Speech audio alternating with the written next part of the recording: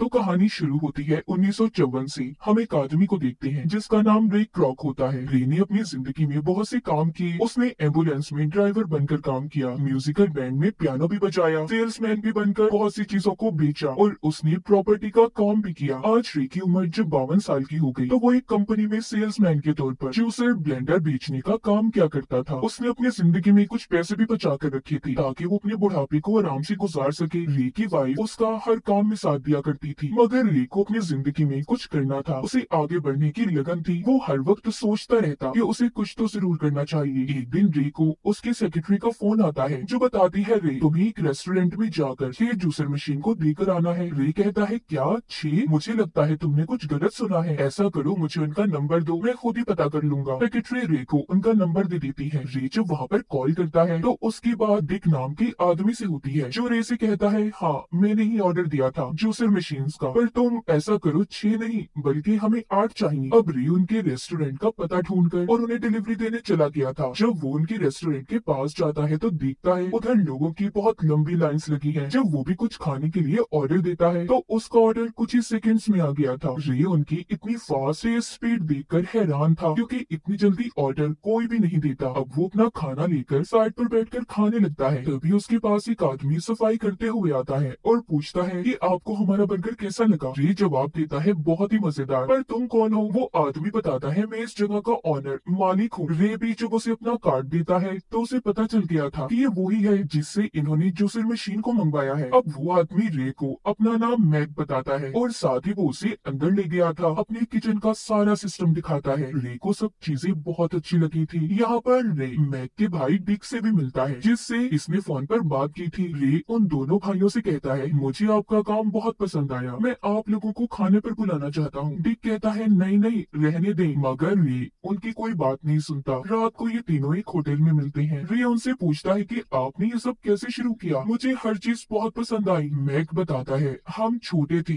और बहुत भूखे, हमारे शहर में नौकरियों की कमी थी, इसलिए हम हॉलीवुड आ गए, मतलब फिल्मी दुनिया में, जहाँ पर फिल्में बना करती थी। हमने उधर ट्रक ड्राइवर का काम शुरू किया और कुछ ही दिनों में बहुत से पैसे कमा लिए। फिर हमने उन पैसों से एक थिएटर खोलने का सोचा, मगर उस वक्त साल में 1 या 2 मूवीज ही रिलीज होती थी तो हमें नुकसान भी हो सकता था। तब हमने एक छोटा सा रेस्टोरेंट खोलने का सोचा, लेकिन वो शहर छोटा था, लोग भी कम थे, तो इसीलिए उधर हमारा ये काम भी न चल सका। फिर हमने सोचा कि क्यों ना एक बड़े शहर में अपना रेस्टोरेंट खोला जाए, मगर हमारे पास इतने पैसे नहीं थे, तो इसलिए हमने अपने उसी छोटे रेस्टोरेंट को उधर शिफ्ट कर लिया। हमने उसका नाम मैकडोनल्ड्स रखा। जी हाँ, वही मैकडोनल्ड्स जो आज पूरी दुनिया में फैला हुआ है। शुरू में तो हमारा काम बहुत अच्छा चला, मगर आहिस्ता आहिस्ता हमारी सेल कम होने लगी। उसकी वजह ये थी कि हमारा रेस्टोरेंट दरअसल ड्राइविंग रेस्टोरेंट था, जहाँ पर लोग अपनी गाड़ी में ही बैठे ऑर्डर करते और चीज उनके पास आ जाती, लेकिन हमारे ऑर्डर को यहाँ पर देर होने लगी। मैक बताता है कि उस वक्त हमारे मेन्यू में 27 आइटम्स थे, मगर हमें इस दौरान पता चला कि हमारी ज्यादा बिकने वाली चीजों में बर्गर, फ्राइज और सॉफ्ट ड्रिंक्स हैं। फिर हमने पेपर पैकिंग करना शुरू की और बर्तनों के झंझट को खत्म कर दिया। फिर हमने ये शुरू किया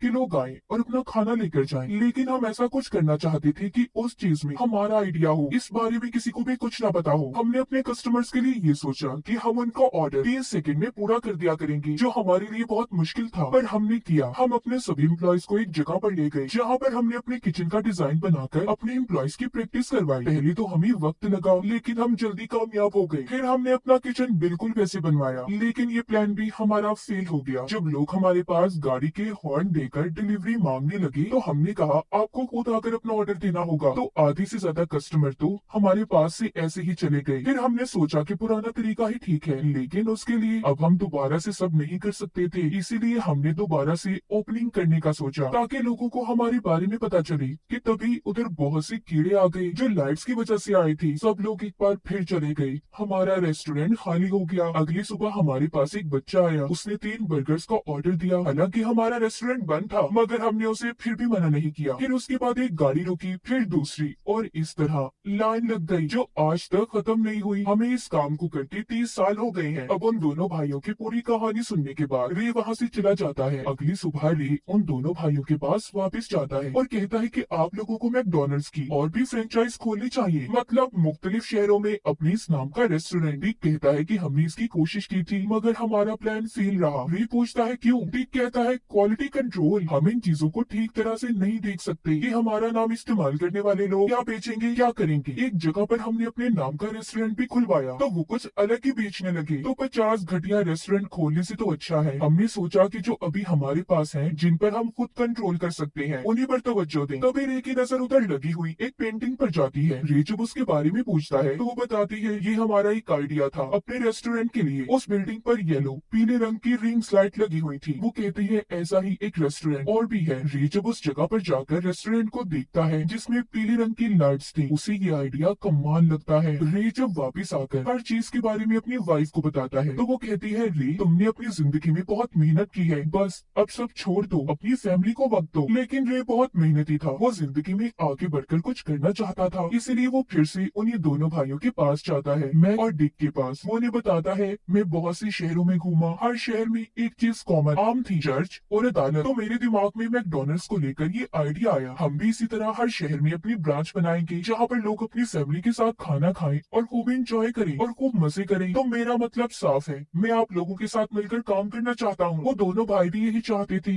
तो इसीलिए वो रे के साथ कॉन्ट्रैक्ट करने को तैयार थी। उस कॉन्ट्रैक्ट में बहुत सी शर्तें थी, मगर फिर भी रे सभी शर्तों को पढ़ता है और मान जाता है। अब एक नया रेस्टोरेंट खोलने के लिए उन्हें पैसों की जरूरत थी, तो इसीलिए रे अपना घर बैंक के पास रखवाकर कुछ पैसे उधार लेता है। उसने अपने प्रोजेक्ट पर काम करना शुरू कर दिया। कुछ दिन के बाद उसकी एक नई ब्रांच मैकडोनल्ड्स की खुल जाती है। इसमें रे ने अपने दिन रात एक कर दिए थे। अब वो दोनों भाई रे की कुछ बातों को मानने से भी मना कर देते हैं, मगर रे के अंदर हर चीज का जुनून था। एक दिन जब वो अपनी वाइफ की और कुछ दोस्तों के साथ खाने पर जाता है तो वहाँ पर भी रे अपने आइडियाज के बारे में अपने दोस्तों को बताता है। वो दरअसल अपने मैकडोनल्ड्स की एक और ब्रांच खुलवाना चाहता था। उसके दोस्त इस बात को मानने के लिए तैयार थे। वो अपने पैसे लगाकर रेस्टोरेंट खोल लेते हैं। इस तरह एक महीने के अंदर अंदर मैकडोनल्ड्स की तीसरी ब्रांच खुल जाती है। लेकिन रे उनके काम से, सफाई के तरीके से बिल्कुल भी खुश नहीं होता। तब रे सारी सूरत हाल को देखकर ये फैसला करता है कि वो अपनी अलग से टीम बनाएगा। वो अपनी टीम में सभी उन लोगों को रखता है जो आगे जिंदगी में कुछ करना चाहते थे। रे फिर एक आदमी से मिलता है जो एक रेस्टोरेंट का मालिक था। उसका नाम बहुत ज्यादा मशहूर था। वो मैकडोनल्ड्स को देखकर बहुत इम्प्रेस होता है। उस रेस्टोरेंट के मालिक के साथ उसकी बीवी भी थी जो रे को बहुत अच्छी लगी थी। वो उसके साथ पियानो भी बजाता है। उस आदमी ने भी रे से मैकडोनल्ड्स की एक फ्रेंचाइज खरीद ली थी। वो कहता है कि मैं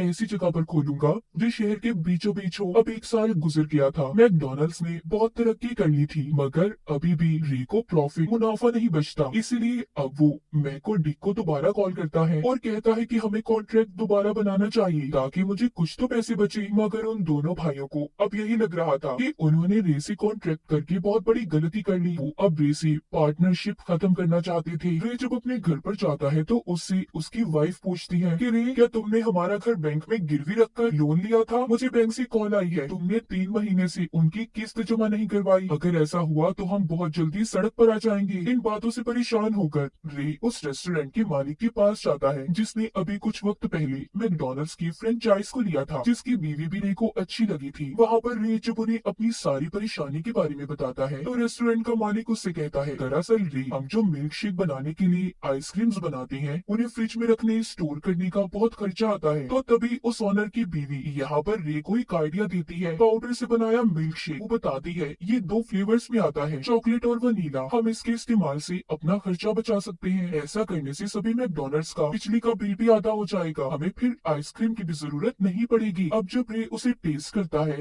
तो वो वाकई ही उसे पसंद आता है। ये सारी बातें जाकर वो दोनों भाइयों को बताता है, लेकिन वो सुनकर साफ साफ इस चीज को मना कर देते हैं। कहते हैं कि मिल्क शेक बनाने के लिए हमें 2 आइसक्रीम चाहिए, हम ऐसा नहीं कर सकते, हम अपनी क्वालिटी में कोई कॉम्प्रोमाइज नहीं करते। वो इस बात को मना कर देते हैं। रे मैकडोनल्ड की 13 ब्रांचेस खोल चुका था, लेकिन वो अभी तक पैसे नहीं कमा रहा था, इसीलिए वो बैंक में भी जाता है ताकि वो उनसे कुछ और वक्त ले सके। मगर बैंक वाले उसकी कोई भी बात सुनने को तैयार नहीं थे। हालांकि रे अपनी मजबूरी के बारे में भी बताता है, लेकिन वो उसकी कोई भी मदद नहीं कर सकते थे। तभी वहाँ पर एक आदमी बैठा रे की सारी बातें सुन लेता है। जब रे बैंक से बाहर आता है तो वो आदमी उसका पीछा करता है और रोककर कहता है मैंने तुम्हारी सारी बातों को सुना, अगर तुम इतना अच्छा बिजनेस करके भी पैसे नहीं कमा रहे, तुम्हें कोई मुनाफा नहीं बचता, तो तुम कुछ तो गलत कर रहे हो। मैंने मैकडोनल्ड को देखा, वहाँ पर कई बार खाना खाया, मुझे समझ नहीं आ रही तो तुम गलती कहाँ पर कर रहे हो। अब वो आदमी रे के साथ उसके ऑफिस जाता है और उसकी कॉन्ट्रैक्ट पेपर्स को पढ़ता है, जिसे पढ़कर रे से कहता है देखिए आपको अपने बिजनेस में अगर कुछ बदलाव लाने हैं तो आपको अपने पार्टनर्स मैक और डिक की इजाजत लेनी होगी। आपके कॉन्ट्रैक्ट में यही लिखा देखा है। अच्छा, जब आप किसी को अपने मैकडोनल्ड की ब्रांच खोलने देते हैं तो क्या करना होता है? रे बताता है जिसको हमारा नाम चाहिए वो आदमी जमीन खरीदता है और रेस्टोरेंट बनाता है, फिर हम उसे 20 साल का मैकडोनल्ड फ्रेंचाइज लाइसेंस देते हैं। साथ ही साथ हम उन्हें ट्रेनिंग देते हैं, अपनी मशीन्स के बारे में इस्तेमाल भी बताते हैं। वो आदमी रे की सारी बातें सुनकर कहता है, नहीं, इस तरह तो आप कभी भी ज्यादा प्रॉफिट नहीं कमा सकते। आप ये काम क्यों नहीं करते? आप खुद ही जमीन खरीदें और फिर जो आदमी फ्रेंचाइज को लेना चाहता है उसे आप किराए पर दें। इस तरह आप उस किराए से और भी जमीन ले सकते हैं, तो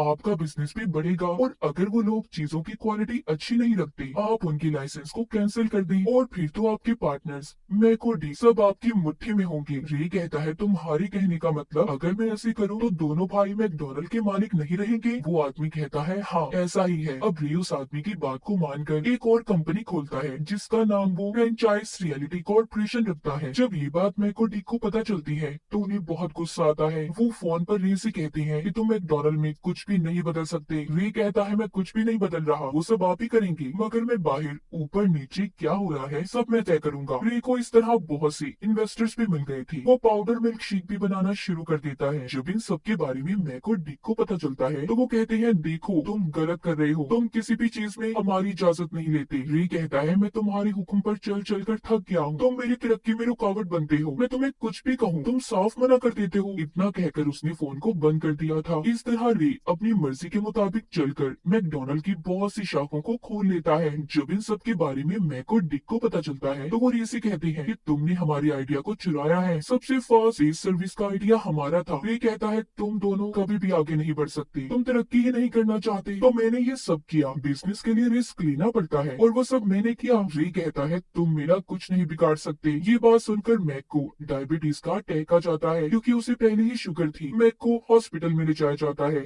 जहाँ पर रे भी उससे मिलने आता है, उसको एक चेक देता है। मैक कहता है, तुम क्या खरीदना चाहते हो? रे कहता है, तुम ठीक हो जाओ, हम फिर बात करेंगे। इतना कहकर वो वहाँ से चला गया था। मैक अपने भाई से कहता है, हम इससे कभी नहीं जीत सकते। अब डिक रे को कॉल करता है और कहता है, हमें बहुत सारे पैसे चाहिए और कंपनी का 1% प्रॉफिट और साथ ही जो हमारी पहली ब्रांच थी उसकी ओनरशिप भी। रे को ये सब ज्यादा लग रहा था। वो उनसे बात करता है और कहता है, देखो मैं सारी बातें मानने को तैयार हूँ, मगर जो 1% प्रॉफिट है वो मैं तुम्हें नहीं दे सकता क्योंकि इसके लिए मेरे इन्वेस्टर्स कभी राजी नहीं होंगे। वो दोनों भी मान जाते हैं। मैक और डिक अब रे से पूछते हैं, जब पहली बार तुम हमसे मिले तुम्हें हमने हर चीज के बारे में बताया, तो तुमने अपना बिजनेस क्यों नहीं शुरू किया? वो कहता है कि तरक्की रेस्टोरेंट चलाने या उसे बनाने में नहीं बल्कि कामयाबी मैकडोनल्ड के नाम में है। मुझे ये नाम चाहिए था। देखो आज जितने पैसे मैंने तुम्हें दिए तुम सारी जिंदगी भी लगाओ कभी नहीं कमा सकते। इतना कहकर वो वहाँ से चला जाता है। अब मैक और डिक से मैकडोनल्ड का नाम रे ने पूरी तरह से खरीद लिया था। उन्हें इस नाम से अलग कर दिया जाता है। रे की इस कामयाबी से आज 5 मुल्कों में मैकडोनल्ड की 1600 ब्रांचेस हैं। तो ये बात तो साफ है, आगे वही इंसान बढ़ता है जिसके अंदर काम करने की लगन हो, जज्बा हो। जो रे के अंदर था उसने अपनी इस लगन से बहुत कुछ हासिल किया। आखिर में दिखाया जाता है